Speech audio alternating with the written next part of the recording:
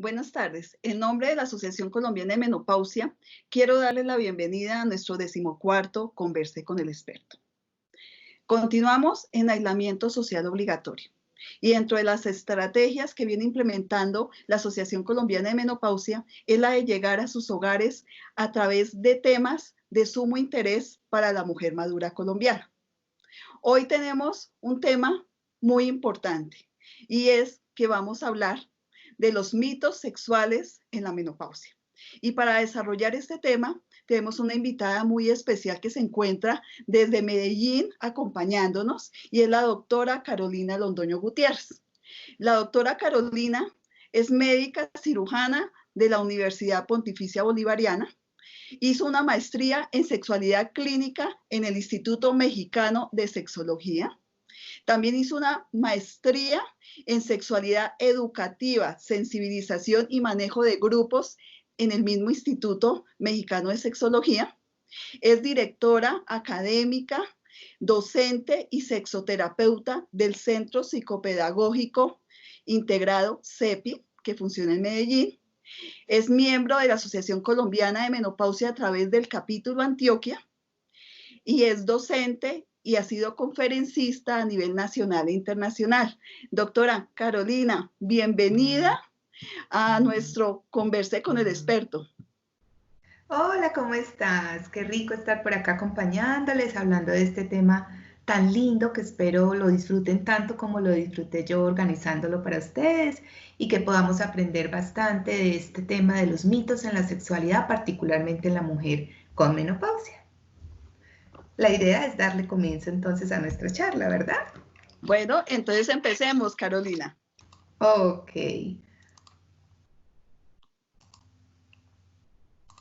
Muy bien. Vamos entonces a hablar de mitos sexuales durante la menopausia.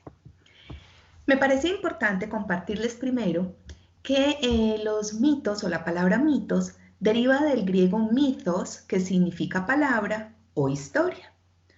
Un mito tiene un significado diferente para cada persona y esto es importante tenerlo en cuenta porque eso hace que cada persona tenga un significado diferente de cada mito. No tiene por qué transmitir un mensaje único, claro y coherente, lo que hace que muchas personas distorsionen incluso los mitos, y es fundamental saber que su interpretación es personal o cultural y que no siempre es cierta. Por eso el objetivo de la sesión de hoy es particularmente desmitificar esta parte. Los mitos suelen no ser dogmáticos, sino que son fluidos e interpretables y cambian con el paso de los años. El mito constituye una especie de lenguaje propio de una cultura que expresa su particular concepción del mundo a través de fascinantes historias. Y esto ocurre no solamente con el tema de la generalidad. Por ejemplo, en Colombia tenemos muchos mitos. Conocemos el mito del sombrerón, la muelona, el gritón, entre otros, pero hoy particularmente vamos a hablar de los mitos sexuales. Sin embargo, también quería compartirles de dónde nacen los mitos, especialmente los mitos sexuales. Desde el principio de la historia de la humanidad, el concepto de nacimiento fue relacionado con algo mágico y algo divino. El pene tenía la connotación de divinidad fecundadora y la vagina tenía la connotación de ser recipiente. El sexo era entonces una fuerza mágica sobrenatural en la cual el pene más la vagina eran igual a la reproducción. Adicionalmente, el pene era considerado un órgano sexual que servía para orinar y la vagina un órgano sexual para orinar y para dar vida. Desde entonces, la sexualidad erótica fue considerada un pecado porque llevaba al placer y no llevaba a la reproducción. Y fue entonces cuando empezaron a surgir una serie de actitudes, mitos, tabúes y ritos que además, debido a la estructura social, generaron dependencia, permitieron que se generaran leyes jurídicas y religiosas que hacían que estos mitos se perpetuaran, se fortalecieron con estereotipos y se unieron al gran analfabetismo sexual, llevando a que nuestra sexualidad erótica estuviera cargada de mitos y de tabúes. Hoy, Les quise sacar los 10 mitos sexuales más frecuentes que nosotros en consulta escuchamos durante la menopausia. Y la idea no es que nos quedemos solamente con el mito, sino que además conozcamos cuál es la realidad. Vamos a empezar con el primer mito. Muchas personas dicen que la función sexual solo sirve para la procreación o la reproducción. Si bien es cierto, esta es una de las funciones importantes de la sexualidad, no es la única. La sexualidad tiene dos funciones claramente establecidas. Una, que es la función placentera, y otra, que es la función reproductiva. Con el mismo derecho que una persona puede ejercer la reproducción, puede y debe ejercer el placer. El placer es una condición humana con la que nacemos desde el primer día de nuestra vida y que solamente va a acabar el día en que fallecemos. Entonces es importante saber que tenemos derecho a la función placentera de la sexualidad hasta el último día de nuestra vida, y que si bien es cierto en la mujer menopáusica la función procreativa o reproductiva se acaba, la función placentera no. La función placentera persiste y, como vamos a ver a lo largo de la charla, probablemente incluso mejor a como la tendríamos antes de nuestra menopausia. El segundo mito que quiero compartirles hoy es que las personas creen que solo las bellas y jóvenes gozan más de su sexualidad, y esto tampoco es cierto.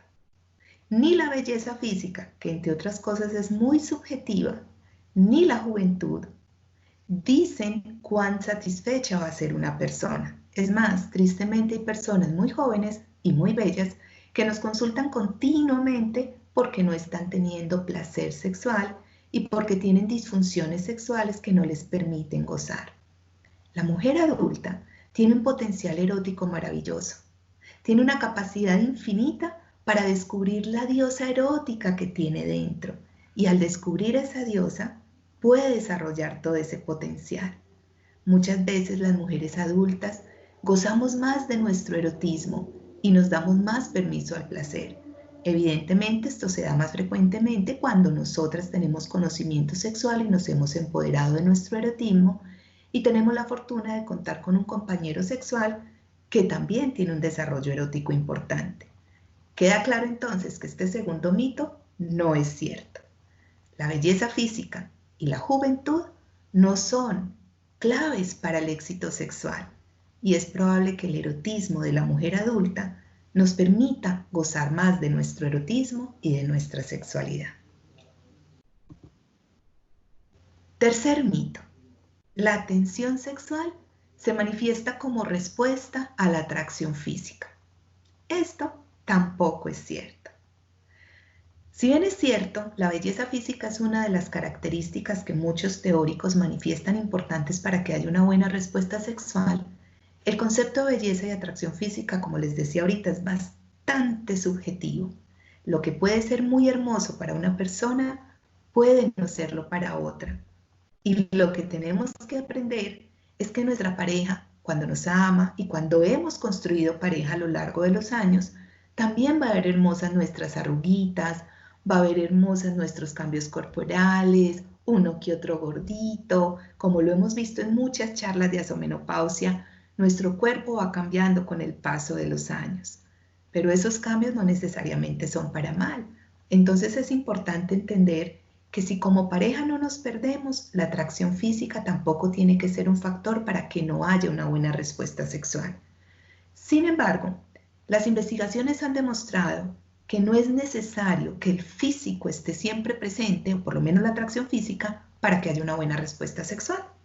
Se han hecho investigaciones donde a hombres y mujeres se les han tapado sus ojitos, se les hace un estímulo sin saber quiénes los están estimulando y hay una buena respuesta sexual. Puede haber una capacidad excitatoria importante, las mujeres podemos tener una buena lubricación, podemos tener unos ricos orgasmos. Los hombres de estas mujeres que están en su época de la menopausia pueden tener maravillosos encuentros sexuales eróticos, placenteros, orgásmicos y que le permitan a ambos o a uno tener una excelente respuesta sexual. Así que este otro mito queda también descalificado. No es necesaria una gran atracción física para que haya una muy buena respuesta sexual. Este otro mito me parece muy importante que lo trabajemos y es como la tensión sexual, este es el mito, la tensión sexual llega a su máximo en los jóvenes, va disminuyendo hasta la edad madura y es casi inexistente en las personas ancianas. Esto no es cierto. La tensión sexual llega al máximo en el momento en que como personas nos demos el permiso de que esa tensión sexual llegue al máximo. Quisiera recordarle a quienes nos están viendo el día de hoy que la palabra tensión sexual no es algo negativo, ni tampoco significa que estemos tensos o que estemos cargados de energía sexual. La tensión sexual es eso que vamos sintiendo día a día y que nos va generando ganas, deseo. Es lo que te hace decir, ay, qué rico tener un encuentro sexual. Y esa tensión sexual la podemos desarrollar a lo largo de toda nuestra vida. Yo tengo muchísimas pacientes jóvenes que nunca han sentido un orgasmo, que no tienen deseo sexual, que les duele la penetración, como también tengo mujeres con menopausia, en su época de menopausia, que por el contrario desarrollan ese potencial erótico y no tienen ninguna de estas disfunciones. Así que es falso que vaya disminuyendo con la edad y que en la persona anciana sea inexistente. Quisiera recomendarles esta película que está abierta al público en particular, a todo el público en general, que se llama La vida empieza hoy. Es una película muy linda que habla sobre el erotismo en diferentes parejas y cómo podemos darnos cuenta, como lo vamos a ver casi que al final de esta charla, que pueden haber diferentes tipos de parejas y cada una lograr una muy buena satisfacción sexual. El erotismo está en la piel, está en las neuronas, está en el sentir, está en la inteligencia. Por eso no tiene por qué acabarse en las personas ancianas y mucho menos en la mujer menopáusica. Pasamos ahora a nuestro quinto mito.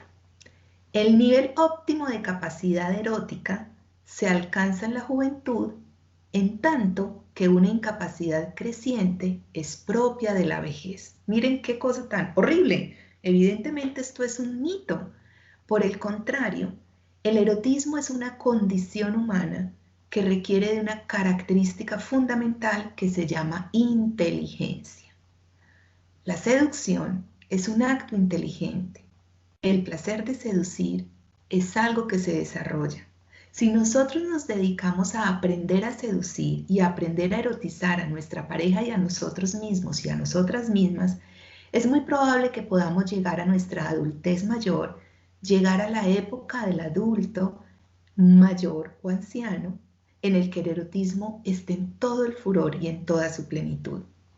Muchas veces en la etapa de la menopausia, nosotras podemos empezar a presentar resequedad vaginal, un poco de disminución en el deseo, más dificultad para tener orgasmos, nos desconectamos fácilmente de lo que estamos haciendo y nuestros compañeros, en caso de que sean hombres, van a empezar a tener también dificultad eréctil, eyaculación precoz, pueden tener disminuido su deseo y todas estas condiciones hacen que la respuesta sexual física no sea tan buena. Pero la capacidad erótica no está en el pene, en la vulva o en el cuerpo físico. La capacidad erótica está en el cerebro. Y la capacidad erótica es la que hace que sus encuentros sexuales sean cada vez mejores. Les aseguro que pueden ser cada vez mejores. Si le ponemos inteligencia, si le ponemos seducción, si cada uno es capaz de decir cuáles son los estímulos sexuales efectivos que mayor placer les genera, va a ser muy probable que esos encuentros eróticos sean muy satisfactorios para ambos, independientemente de que haya alguna disfunción sexual. Pero vale la pena aquí aclarar que todas las disfunciones sexuales tienen tratamiento y que no valdría la pena que por algo que tiene tratamiento se desestructure un vínculo que es viable. Así que es fundamental que la pareja sí desarrolle esta capacidad y utilice sus estímulos sexuales y esa capacidad erótica. Vamos en la mitad de nuestros mitos. Vamos a pasar al sexto. Se ama solo cuando se es joven. Ese es un mito muy perverso porque el amor es una condición humana. Me atrevería yo a decir que es algo que con el paso de los años aprendemos a hacer y cuando tenemos la oportunidad lo hacemos cada vez mejor. Los jóvenes muchas veces lo que sienten es un profundo enamoramiento. El enamoramiento es una fase que los adultos mayores también podemos sentir, pero el enamoramiento uno tras otro, sin que se construya amor verdadero, no es suficiente para la sostenibilidad de una relación de pareja. Para que haya pareja tiene que haber un equilibrio entre tres áreas: el amor, la logística y el erotismo en la relación. El amor se construye con los años. Quisiera compartirles la definición de amor que desde la sexología nosotros trabajamos. Nosotros decimos que el amor es cuando yo puedo decirle a la otra persona: te conozco, te acepto, eres muy importante para mí, y así como te conozco, te acepto y eres tan importante para ti, vamos a sentarnos a negociar aquellas cosas que no nos están haciendo felices. La negociación es un componente fundamental del acto de amar, y en la juventud a veces no tenemos la madurez suficiente para llegar a ese momento de negociación, y la ruptura de muchos vínculos se da porque no negociamos. La vida adulta, cuando se acompaña de madurez y sabiduría, permite que esa negociación se dé, de manera tal que el amor es una condición humana que nos acompañará hasta el último día de nuestra vida, y es un amor fundamental para la construcción del vínculo, entendiendo que también debemos comenzar por el amor propio. Y si una persona ha tenido una vida en la que se ha ocupado, más que preocupado, ocupado por desarrollar su autoestima, es probable que llegue con un muy buen amor propio a su vejez, a su adultez mayor, y su compañero y ella puedan desarrollar una muy buena relación de pareja. Así que es otro mito muy, muy importante de desatanizar. El amor nos acompaña toda la vida. El siguiente mito que vamos a ver es que las personas creen que las relaciones sexuales de los adultos mayores solamente están en función de un amor romántico. Solamente un beso, una caricia, una tomadita de manos, un piquito a escondidas, y no es así. Entendamos que el adulto mayor tiene todo el bagaje de su historia erótica anterior y se ha desarrollado un erotismo en el que se ha dado el permiso de aprender sobre posiciones sexuales, sobre estímulos sexuales, sobre comportamientos sexuales, sobre diferentes técnicas eróticas. Esas técnicas eróticas las puede aplicar en su relación de pareja hasta el último día de su vida. Por lo tanto, deberíamos quitar el mito de creer que solamente el amor romántico y tierno es el que acompaña las relaciones sexuales de los adultos mayores. Probablemente hacen una conjunción muy bonita que hace que sean más interesantes los encuentros sexuales. Pero no podríamos permitir que se siga perpetuando el ideal de que cuando alguien habla de que hay una pareja adulta mayor erotizándose, aparezcan frases como qué asco, gas, no me los puedo imaginar, me parece horrible, porque no tiene sentido. Todos y todas vamos a llegar a la adultez mayor, y la menopausia se debería convertir en una etapa de libertad que nos permita desarrollar, como les dije al principio, ese potencial erótico y no ocultar el potencial en frases descalificativas del erotismo. Este es un mito muy importante de aclarar porque va en contra de uno de los derechos fundamentales, que es el derecho a la equidad sexual. Muchas personas dicen que en el encuentro sexual la mujer debe ser pasiva y el hombre activo. Y esto tampoco es cierto.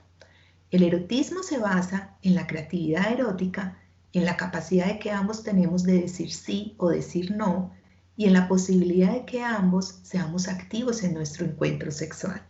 Nosotros en sexología, por ejemplo, no utilizamos el concepto de pasivo o activo. Hablamos más bien de una persona activa cuando es propositiva en el encuentro sexual y una persona receptiva cuando es aquella que está recibiendo los abrazos, recibiendo los besos, pero la idea es que en el encuentro sexual esto sea de parte y parte y que ambos puedan manifestar lo que quieren hacer y lo que no. Este mito también va unado a otro, que es aquel en el que dice que la mujer siempre tiene que decir sí a lo que su pareja le dice y que cuando llegamos a la menopausia Al cesar la función reproductiva, cesa la función placentera y quedamos a expensas de los deseos del hombre. Ninguna de estas circunstancias es verdadera. Es importante combatir con conocimiento ese analfabetismo sexual y entender que ambos podemos ser personas activas y receptivas en nuestros encuentros eróticos. Vámonos para el noveno. El noveno lo desarrollé en varias fases porque hay muchos mitos en torno a cómo conformar pareja en la adultez mayor. Muchas veces creemos que cuando hablamos de sexualidad del adulto mayor, estamos hablando de personas que venían ya con su pareja y continuaron con su pareja. Es cierto, y muchas de las cosas que estamos diciendo se relacionan con este tipo de vínculos. Pero hay muchas relaciones de pareja que también se conforman en la adultez mayor. Hay muchas mujeres que llegando a su menopausia o a su vida adulta, o están solas, o se han separado, o quedan viudas y conforman nuevos vínculos de pareja. Les quise traer un resumencito de un artículo muy interesante de una investigación que se hizo con 20 parejas que habían tenido la experiencia de llegar a la adultez mayor ya muy adultas o conformar su relación de pareja después de mucho tiempo. Veamos algunos de estos ejemplos. Aquí tenemos a Alton Nichols de 91 años y Betty Wall de 84 años, quienes estaban celebrando su matrimonio después de muchos años de conocerse. Esta pareja se casó con prisa antes de la Segunda Guerra Mundial y después de muchos años decidieron repetir nuevamente su boda para poder celebrarla con todas las de la ley como ellos consideraban que debería haber sido desde el principio. Esta es una historia muy bonita porque fue la de unos residentes de un asilo que se casaron cuando ella cumplió 100 años y pues de regalo de bodas su novio del asilo le pidió matrimonio, o de regalo de cumpleaños le pidió matrimonio. Aquí tenemos la celebración de una pareja de 103 años, ella tiene 93 años y después de muchos años están celebrando sus 80 años de matrimonio. Ted, de 98 años, por fin pudo casarse con Jean, que fue el amor de juventud, y una vez llegaron a su adultez mayor, se reencontraron y decidieron casarse. Larry, de 84, y Florence, de 87, se conocieron en un asilo. Allí se enamoraron y decidieron casarse. Para mí es importante hacer énfasis en esta parte, que a veces consideramos que cuando estamos en un lugar de cuidado de adulto mayor, las mujeres deben estar por un lado y los hombres deben estar por el otro, y que no pueden tener relaciones, y esto no es sano.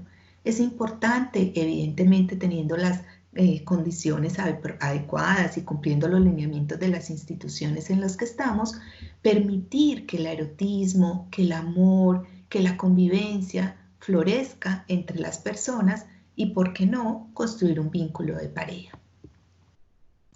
Esta pareja, él de 97 años y ella de 78, enviudaron cada uno y después de llevar 5 meses de conocidos, decidieron casarse. Es muy frecuente ver en el adulto mayor que ya no es necesario un noviazgo tan largo, ya la experiencia de la vida, ya la sabiduría de los años les permite tomar este tipo de decisiones y bueno, ¿por qué no disfrutar el tiempo que les queda juntos? Es importante también decirle a todas las personas que nos están viendo que estas características no son solamente de parejas heterosexuales. Las parejas homosexuales también han logrado muchos derechos a lo largo de la vida y aquí podemos ver estas dos mujeres nonagenarias que pudieron al fin casarse, que era su sueño preciado. Y algunos tipsitos y algunas circunstancias extrañas que hacen que también llegando a nuestra menopausia y a nuestra adultez mayor podamos conseguir pareja y conformar ese vínculo. Por ejemplo, esta pareja se casó después de 53 años de estar comprometida. ¿Y qué les parece esta otra? Esta pareja de 85 años se volvió a casar tras pasar 48 años divorciados. Por ahí dice el dicho, donde hubo fuego, cenizas quedan. Pasamos finalmente a nuestro 10º mito. Y el 10º mito tiene que ver con los comportamientos sexuales. El anterior era relacionado con los tipos de pareja. Para mí también es importante que desatanicemos un poco, como lo mencionaba anteriormente, esto del amor romántico en el adulto mayor.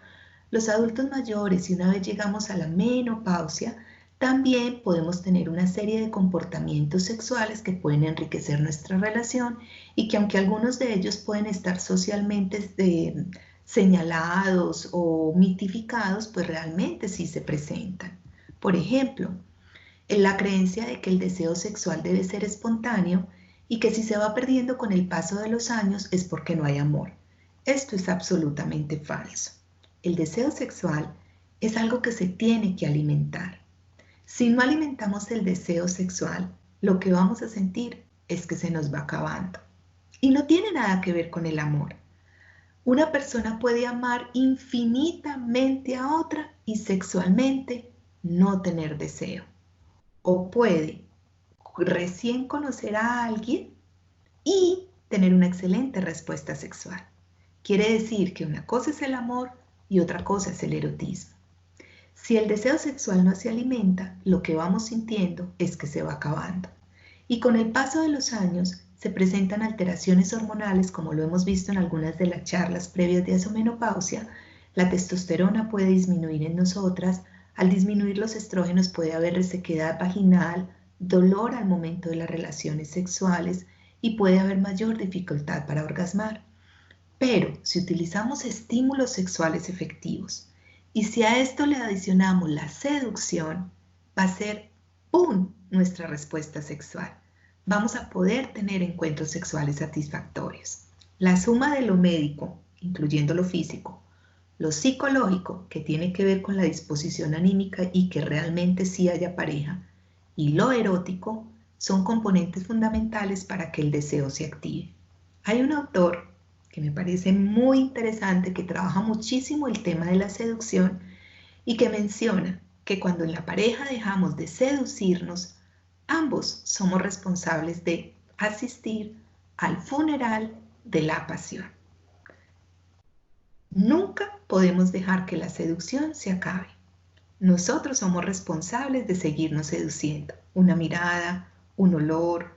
Yo les decía que en esta época de cuarentena es muy importante que nos pongamos bonitos para nuestra pareja, que nos echemos la loción que más le gusta, que nos sentemos a conversar, que nos bañemos todos los días, que nos organicemos los deditos de los pies y de las manos en las uñitas, que estemos ocupados y preocupados por nuestra higiene sexual, porque todas esas características van a alimentar el deseo de la misma forma que lo van a acabar si no lo hacemos.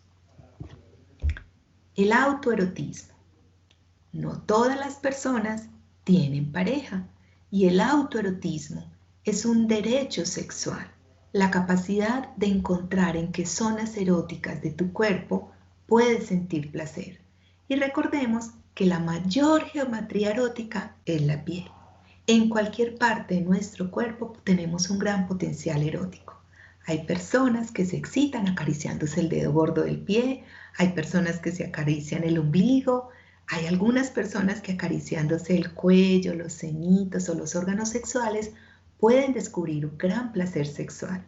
El autoerotismo es uno de los comportamientos sexuales que muchos adultos mayores logran descubrir o porque enviudaron, o porque están solos, o simplemente porque su pareja en ese momento no tiene deseo o tiene una enfermedad que no le permite tener un encuentro sexual. Así que como comportamiento sexual, las investigaciones han demostrado que puede ser muy interesante siempre y cuando no vaya en contra de tus principios, tus creencias y no obliguemos a nadie a hacer algo que no quiera. El uso de juegos, juguetes y cosmética sexual. Es fundamental utilizar todo este tipo de aditamentos para el desarrollo y el desempeño sexual. El analfabetismo sexual, el desconocimiento, hace que muchísimas personas no puedan utilizar o tener erotismo porque no tienen este tipo de aditamentos. Ustedes en internet pueden encontrar información al respecto o con todo el amor se pueden comunicar conmigo y con todo el gusto les doy información adicional. Pero no es nada malo no es negativo. Lo más importante es saberlo utilizar, porque un juguete sexual mal utilizado sí puede ser muy aburridor. Entendamos también que los juegos no necesariamente necesitan de juguetes sexuales. El cambio de roles, la utilización de un traje erótico, algo que nos permita sentirnos sexy para nuestra pareja. Les voy a contar el caso de una pareja muy linda que tuve. Él tiene 83 años y ella tiene 82 años. El motivo de consulta era que él no quería morirse sin que ella se pusiera unas tangas. Incluso me decía, doctora, ¿cómo esas que utilizan las chicas de hoy en día? Una tanga brasilera. Y ella decía, pero ¿cómo se le ocurre? Yo, ¿cómo me voy a ponerme una tanga de eso? Eso es de mujeres que a ella no le gustaba. Para no hacerles el cuento largo, les comparto que después de hablarlo, de compartirlo, de que ella se diera el permiso solita, de que se comprara las tangas que ella quisiera, que lo hiciera solita y si se sentía cómoda la compartiera con él, pues después de un tiempo llegan felices, felices, porque ella lo hizo y él pudo cumplir su sueño. 15 días después, llegan en una crisis tremenda porque ella quería que él se pusiera unos boxers, de verdad que sí los están vendiendo en algunos de los centros de venta de productos pues, de ropa interior, que son unos boxers transparentes, como de tela velada. Entonces ella decía que era que le parecería muy erótico que él se los pusiera porque así ella se iba a sentir una heroína que a través de los interiores le podría ver sus órganos sexuales. Bueno, él empezó a decir que cómo se le ocurría, que esto no era para él, que eso era hombres homosexuales, bueno, un montonal de mitos al respecto. Finalmente, cuando lo hicieron, los dos pasaron delicioso. Les comparto esto es porque muchas veces en honor a los prejuicios y a los desconocimientos dejamos de hacer cosas muy sencillas que podrían enriquecer la relación de pareja. Otro comportamiento sexual que también es frecuente y lo vemos mucho en consulta es el tema de la paidofilia. Quisiera aclararles a quienes nos están viendo hoy que la palabra paidofilia, cuando le quitamos la carga negativa, no es una palabra negativa. La palabra paidofilia significa el gusto o placer por vincularnos con personas 15 años menores a la edad que nosotros tenemos. Y la palabra gerontofilia, 15 años mayor a la edad que tenemos. Es muy frecuente también hoy en día encontrar parejas donde una mujer más adulta busca como compañero de vida e incluso sexual un hombre más joven. En este tipo de relaciones también es importante recordar los cambios generacionales, la brecha generacional que hay entre cada uno, porque la idea no sería que la persona más joven aborte su capacidad de vida y deje de vivir cosas que le tocarían vivir. Pero sí es frecuente encontrar estas relaciones que en nuestra cultura se han convertido en mitos y que hacen parte de comportamientos sexuales. Como verán, me podría quedar aquí hablando de muchos de estos temas. Es importante para mí hacer énfasis en que todo lo que les acabo de decir, todos los mitos que acabamos de aclarar el día de hoy, también son practicados en parejas homosexuales. Es decir, que las parejas homosexuales también tienen derecho, también sienten, también se erotizan y también pueden tener una excelente vida sexual independientemente de su atracción. Para ir concluyendo la sesión de hoy, quisiera que habláramos entonces y ustedes se cuestionen y se responden, ¿será la menopausia el final de nuestra vida sexual en función de lo que acabamos de hablar? Recordemos que la menopausia tiene aspectos muy positivos. Primero, la despreocupación porque ya no necesitamos métodos anticonceptivos y los síntomas de la menstruación ya no los vamos a seguir teniendo. Y al no tenerlos, pues evidentemente podemos relajarnos, ya podemos tener encuentros sexuales donde el temor a un embarazo no sea la razón para desconectarnos. Otro aspecto positivo es que muchas veces es la etapa para que la pareja se reencuentre. Es una etapa donde ya empezamos a recoger los frutos de lo que sembramos a lo largo de nuestra vida. Ojalá que cuando le pongamos chulito a todo lo que hicimos no nos queden muchos pendientes. Y si dentro de esos pendientes está haber continuado con la relación de pareja, es una etapa muy bonita para el reencuentro. A veces nos dedicamos a los hijos, al trabajo, al cuidado de nuestros padres y nos olvidamos de nosotras mismas y de nuestros vínculos. Esta etapa es una etapa maravillosa para ese reencuentro. Podemos mejorar la organización de nuestro tiempo.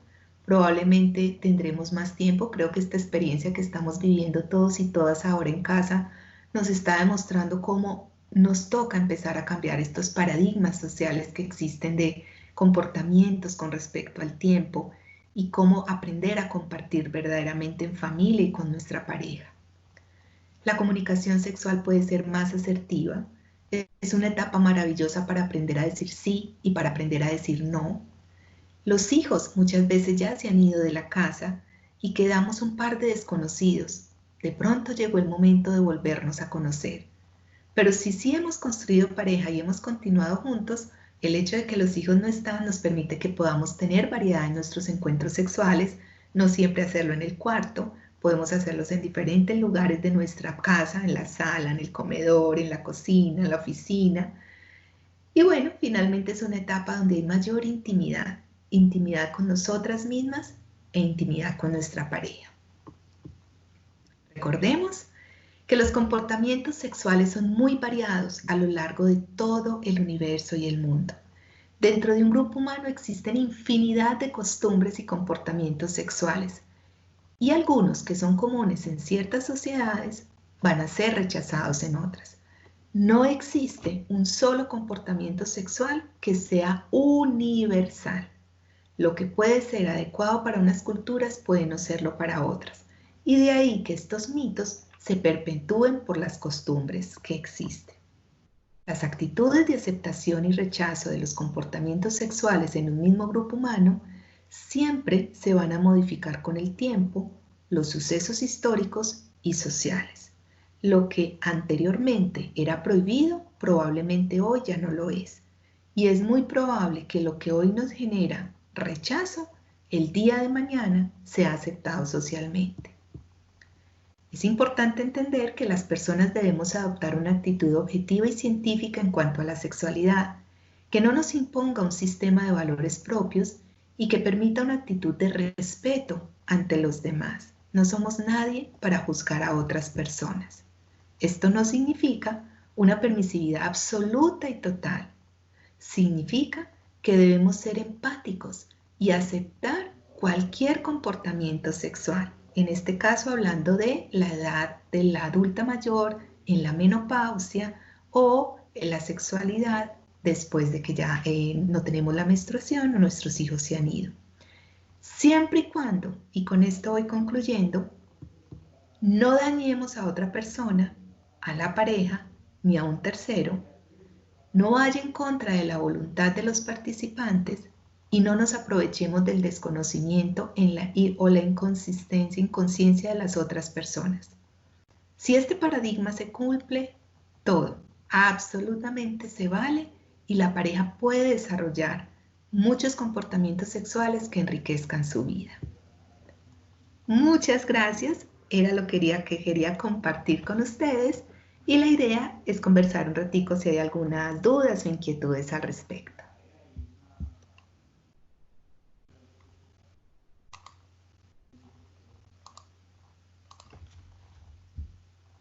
Carolina, realmente pienso que ha sido una conferencia estupenda, más de un evento académico, ha sido un momento en que nos has llevado a reflexionar de una forma muy tranquila. Has abarcado y has derrumbado esos 10 mitos que pueden afectar o que nos pueden afectar a las mujeres maduras y a nuestras parejas. Has resaltado los aspectos positivos de estar en esta interesante etapa de la vida. Creo que hacerte preguntas, creo que todas las consideraciones, todo lo que en algún momento pensé hacerlo, lo concluiste muy bien, pero yo sí quiero tener un mensaje a las personas que nos escuchan y creo que voy a prender la luz porque creo que estoy muy oscura. ¿Sí? Sí, Ahí te iluminaste, ahí te a mí me iluminaste. iluminó mucho mejor. Y es que hablar de sexualidad no es fácil. No es fácil, y más con la educación que muchas mujeres hemos tenido. Y eso viene desde nuestras familias, de nuestras concepciones religiosas, del temor al que dirán.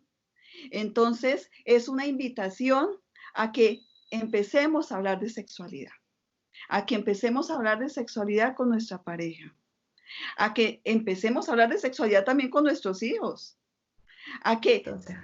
si estamos en esta etapa que, como la medicina oriental dice, la segunda primavera, porque es un renacer y tú lo has dicho, en lo que tenemos que redimensionarnos como mujeres. Entonces, si identificamos que algunas de las afecciones que nos pueden pasar con respecto a la menopausia, con el síndrome genitourinario, como es la sequedad, la disminución de la lubricación, el dolor, la aparición de fisuras, la disminución del deseo, la disminución de llegar al orgasmo, entonces tengamos la libertad de consultar con nuestro médico. No nos quedemos calladas. Yo creo que Por esa es la supuesto. invitación. Excelente. Cuando uno ve los estudios, vemos cómo cerca del 60 o 70% de nuestras mujeres que están en la menopausia empiezan a presentar síndrome genitourinario de la menopausia, y de ellas más del 80% tienen estos problemas a nivel de sus encuentros sexuales. Desafortunadamente, solo el 25% de las mujeres llegan y se lo cuentan a su médico. Así es. Y las pacientes al médico lo están midiendo durante la consulta, y si uno se gana su confianza, son capaces de preguntarlos, y lo hacen es cuando se está finalizando la consulta. Y ahí sí yo también quiero invitar a los profesionales, a los médicos tratantes, y es que si nos llega a pasar finalizando una consulta, no le digamos la próxima vez hablamos, sino que tratemos de dedicarle un poquito más de tiempo, porque la paciente rompió ese silencio para hablar de su sexualidad, que era algo muy íntimo, y que la ayudemos. Por supuesto, por supuesto. Yo quisiera rescatar de esto que nos estás compartiendo varias cosas fundamentales. La primera, el objetivo de la sesión de hoy es desmitificar. No quiere decir que las circunstancias no se presenten. Evidentemente, hay unas características propias de la menopausia, pero como bien lo dices, tiene tratamiento, y no tiene sentido que algo que tiene tratamiento, como lo decía yo, desestructure el vínculo de pareja o haga que la mujer se tenga que aguantar algo que no es necesario. Lo peor que nos puede pasar es aguantarnos un dolor, tener un encuentro sexual sin ganas, tener que fingir un orgasmo. Entonces, como bien lo decías, yo invitaría a quienes nos están viendo, que estén en el área de la salud, no nos dé miedo remitir. Los sexólogos clínicos somos las personas encargadas del tratamiento de estas disfunciones. Estamos preparados para hacer un abordaje integral, y es fundamental que la mujer reciba un acompañamiento no solo desde lo médico. Por ejemplo, hay muchas mujeres que se empeora toda esta sintomatología en la menopausia. Sí, la resequedad vaginal, la falta de deseo, la incapacidad orgásmica, pero a veces ni siquiera les preguntamos hace cuántos años vienen con esta situación, y asumimos que solamente por la menopausia. Como también hay muchas mujeres muy eróticas que consultan solitas porque no quieren que les siga afectando su respuesta sexual, porque tienen ganas, pero ya no lo están disfrutando.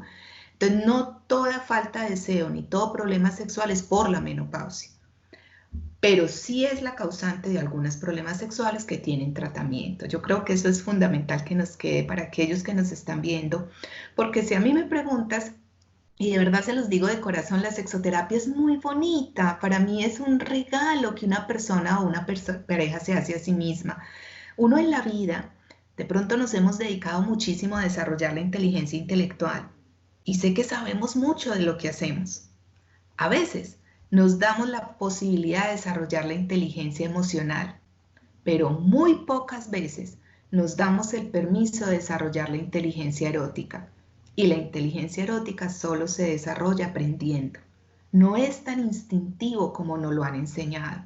Entonces sí hay que conocer del tema para poder mejorar cuando estas circunstancias se presentan. Bueno, también yo quiero invitar si hay profesionales que nos están escuchando, pues este converse es más que todo dirigido a nuestra comunidad, y es que no nos dé miedo preguntarle acerca de la sexualidad a nuestros pacientes. Ahí Eso. estamos fallando. Y cuando yo decía que los estudios dicen que el 25% de las pacientes nos comentan, pues qué tristeza. Los médicos estamos rajados y no llegamos ni al 12% de los que preguntamos acerca de la vida sexual de nuestros pacientes, y es una invitación para nuestros médicos. No olvidemos la esfera sexual de nuestros pacientes. Sabemos que no tenemos esa formación, pero si hacemos la identificación, podemos remitir en un momento dado a una paciente y la podemos ayudar mucho. Por supuesto. De hecho, mira que estás mencionando algo fundamental, y es que es el médico el responsable de preguntar. O sea, la paciente tiene que estar muy angustiada cuando hace la pregunta. Así no se lo hayan dicho. Así que si nosotros les abrimos la puerta y no les manifestamos angustia, porque es que yo también entiendo, miren, cuando yo me gradué de medicina, yo recuerdo que a mí me llegaban con una pregunta de sexualidad y era como, Dios mío, ¿yo qué hago aquí? Mande 2 o 3 exámenes y luego ruegue para que el paciente no vuelva, porque ¿qué hace uno ahí? Entonces, si nosotros no tenemos conocimiento, porque no nos la tenemos que saber toda, hagamos la pregunta: ¿cómo está su desempeño sexual? ¿Cómo está su relación? ¿Qué está pasando? Y créanme que si cuando la remiten con una buena historia clínica, donde se evidencie que se preguntó por estas circunstancias, ya con eso se hizo mucho. Además, el 80% de la sexoterapia es escuchar a la paciente. El 80% del tratamiento es que se sienta empatizada. Es muy triste cuando, por ejemplo, una paciente le pregunta a su ginecóloga: ay, doctora, yo no tengo ganas, a mí no me gusta, a mí me duele. Y la respuesta de su terapeuta es: mijita, tranquila, eso es normal. Estos que se mantienen con ganas, no, eso es normal. Eso no es normal. No les sigamos dando una información falsa. A veces proyectamos nuestras propias disfunciones en nuestras pacientes, y se los digo con todo el amor y con todo el respeto, pero a veces eso es lo que pasa. Entonces, no es normal, tienes unas circunstancias, ya no, incluso díganle a su paciente: mira, me hiciste la pregunta o me respondiste ya en un momento donde ya por respeto tengo el otro paciente, pero es fundamental que consultes por esto. Si quieres, haces otro espaciocito para que lo hablemos, o recuérdame, yo te doy el dato de alguien con quien puedas tener una consulta, pero no las dejen ir con la duda, ni con que la pregunta pase como inadvertida, como, sí, eso es importante, lo vemos después, porque si no lo abordamos y somos nosotros los responsables de hacerlo, los pacientes no lo van a hacer. Nosotros hacemos unos ejercicios en los diplomados de sexualidad que dictamos para profesionales, en el que se hace un juego de roles y tenemos los médicos que ser pacientes y consultar por un motivo sexológico. Y solo cuando nos ponemos en ese lugar es que nos damos cuenta lo difícil que es preguntar sobre ese tema. Entonces sí es importante, y si te interesa el tema, fórmate. Hay diplomados en sexualidad, hay maestrías en sexología, hay muchos procesos que nos pueden ayudar a incrementar el conocimiento sobre este tema de la sexualidad. Cuando nosotros hacemos los talleres con la comunidad, te quiero comentar que esa es la queja de las pacientes. Que los médicos les estamos diciendo, pero eso es normal, ¿usted qué espera? ¿No se da cuenta que están pasando los años? Esa es una queja que nos hacen frecuentemente nuestros pacientes en los talleres que hacemos a la comunidad. Yo creo que ha sido una tarde muy agradable. De verdad, Carolina, muchas gracias. Quiero darles bien las gracias a las personas que nos siguen, y yo quiero de verdad volverte a invitar en otra ocasión con un tema relacionado con la sexualidad. De verdad que aprendimos mucho, y yo creo que todas nuestras pacientes, todas nuestras mujeres que nos ven también han aprendido mucho. Te quiero invitar a que ojalá nos regales unos tips acerca de este derrumbamiento de los tabúes que hiciste hoy, de los mitos que hiciste hoy en este Converse con el Experto, para colocarlo en nuestra página. Y darle una feliz tarde a todas, y acuérdense, 26 años trabajando por la mujer madura colombiana, nuestra Asociación Colombiana de Menopausia. Mil gracias. A ti por la invitación.